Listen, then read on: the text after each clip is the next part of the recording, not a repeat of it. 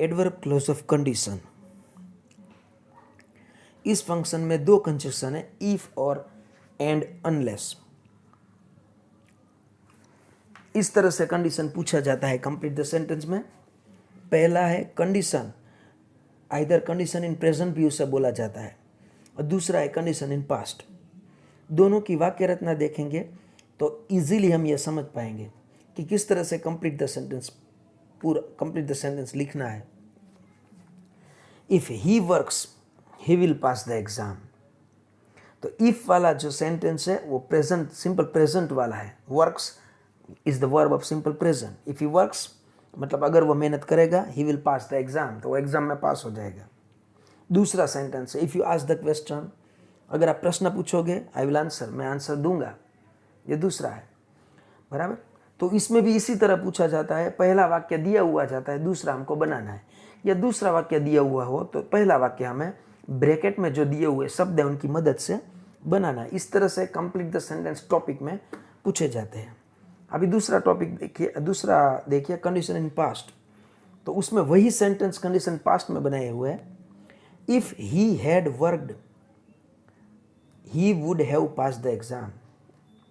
अगर उसने मेहनत की होती वह पास हो गया होता, ऐसा उसका अर्थ होता है। दूसरा sentence if you had asked the question I would have answered. अगर तुमने प्रश्न पूछा होता तो मैंने जवाब दिया होता, ये दूसरा सेंटेंस है, बराबर। तो दोनों में हमें क्या याद रखना है, दोनों में वर्ब ही याद रखना है। कंडीशन इन प्रेजेंट और कंडीशन इन पास्ट, दोनों का वर्ब अगर हमें ध्यान में आ गया तो हम कोई भी सेंटेंस इजीली कंप्लीट कर सकते हैं। जैसे कि कंडीशन इन प्रेजेंट है तो उसमें इफ वाला सेंटेंस सिंपल प्रेजेंट है और दूसरा सिंपल फ्यूचर है, ये याद रखना है। और कंडीशन इन पास्ट के अंदर इफ वाला या अनलेस वाला वाक्य जो है वो हैड वर्क्ड मतलब परफेक्ट पास्ट है, पूर्ण भूतकाल है। तो दूसरा सेंटेंस वुड हैव पास्ट मतलब ऑक्सिलरी वर्ब है, ये हमें याद रखना है, बराबर। हैड वर्क्ड मतलब हैड V3 तो वुड हैव V3, ये ऑक्सिलरी वर्ब है, ये याद रखना है। अगर ये दोनों वर्ब याद रह गए तो हम ये वाक्य पूरा कर सकते हैं। देखिए एक्सरसाइज है वो हम देखेंगे। If you work in time, यहाँ 8 सेंटेंस दिए हुए हैं। पहले 4 है वो कंडीशन इन प्रेजेंट और दूसरे 4 है वो कंडीशन इन पास्ट, और वही सेंटेंस रिपीट किए हुए हैं। देखिए if you work in time मतलब अगर तुम समय सर काम पूरा करोगे तो तुम्हें गेट प्राइस, तो तुम्हें प्राइस मिलेगा, बराबर। यह वाक्य हो सकता है तो हम लिखेंगे you will get the price. You will हमको इसमें ऐड करना है, if you work in time you will get the price.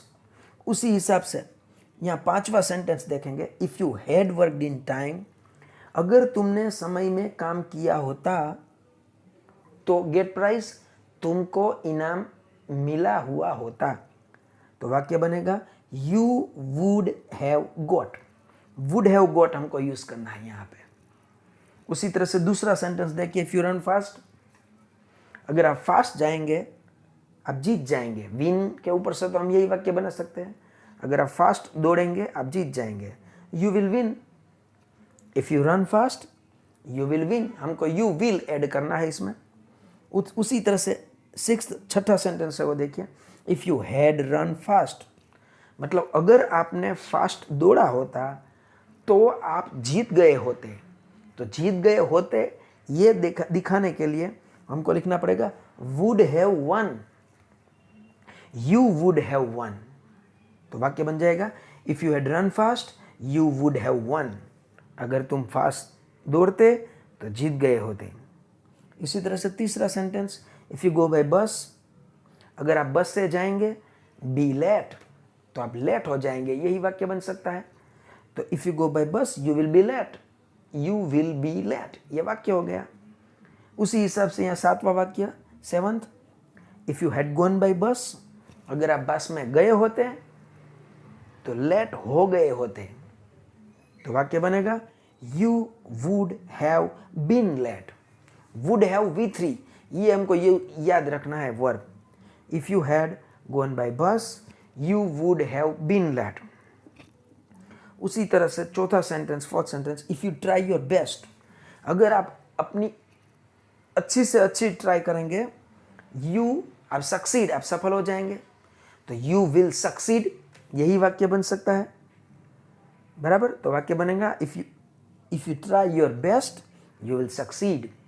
उसी तरह से लास्ट सेंटेंस भी उसी तरह से बनेगा, if you had tried your best, अगर तुमने अपनी अच्छी से अच्छी मेहनत की होती तो तुम सफल हो गए होते, would have succeeded, you would have succeeded.